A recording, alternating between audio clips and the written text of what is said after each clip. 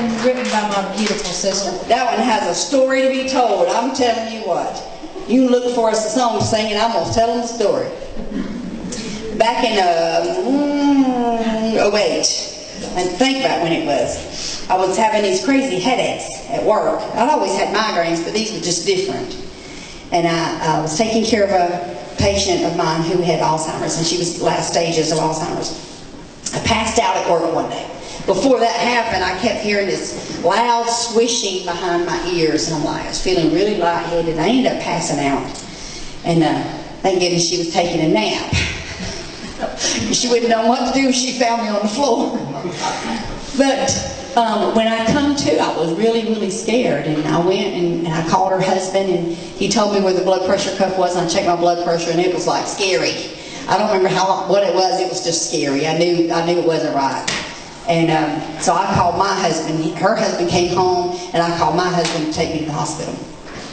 I get to the hospital, and they found bleeding on my brain. They found an aneurysm. But the little county hospital that I was at, they couldn't help me. So they had to ship me an hour away to Tampa General, actually St. Joseph's in Tampa, Florida.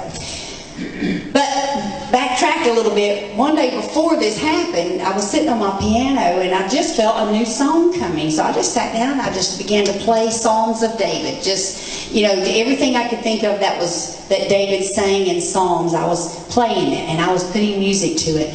And I was just saying, I'm going to bless you, Lord, with all my heart. It was a little slower.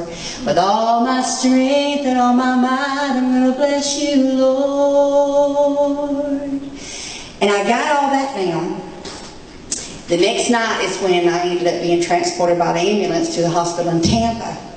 And they laid me on the ambulance, and I was so terrified. All I wanted was my mama and my daddy, and they were 15 hours away.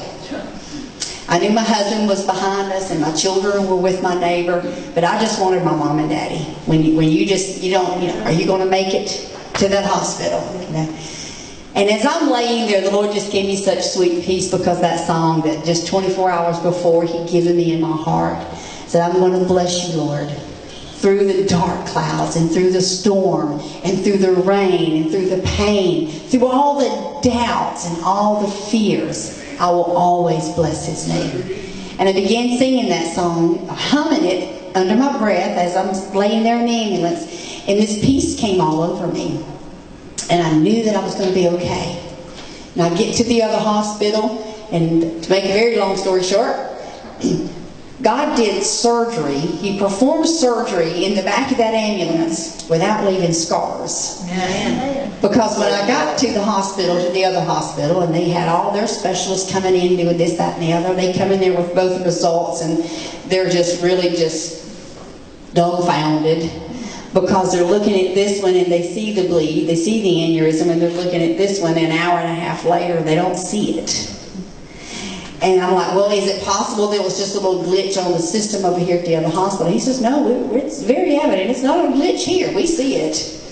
And I'm like, well, I'm praising the Lord because I know what happened. Amen. I know what happened. Amen. That's why I said that all of our songs come from a price of pain. Something that we have walked through.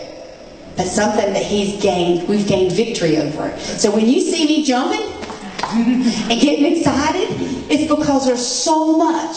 I've spent the last 28 years, 27 years, 26 maybe, I'm thinking, in depression. And I didn't think it was depression. I didn't think I was sad. I thought that's what depression was. And it took things to show me that I spent that long in depression. And I wasn't sad. I put on a smiley face, and I went and sang my songs in church and did my happy thing, because I thought depression was sadness. And I know now it wasn't. It's not being sad. Sometimes you can be happy, but sometimes depression just grips you into a place that you can't explain it.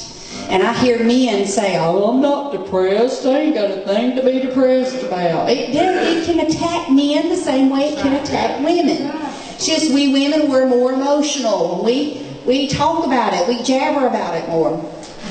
But the Lord's pulled me out after 27 years of this depression that I was in. And so I have a lot to shout about. I have a lot to jump about. I have a lot to be thankful for. You know, no matter what the situation is, I have to look at it and I have to say, I know, God, that on the other side of this journey, whatever's going on the other side of that, you're walking through it with me, and on the other side of it, I'm going to turn around and I'm going to see what you just brought me through.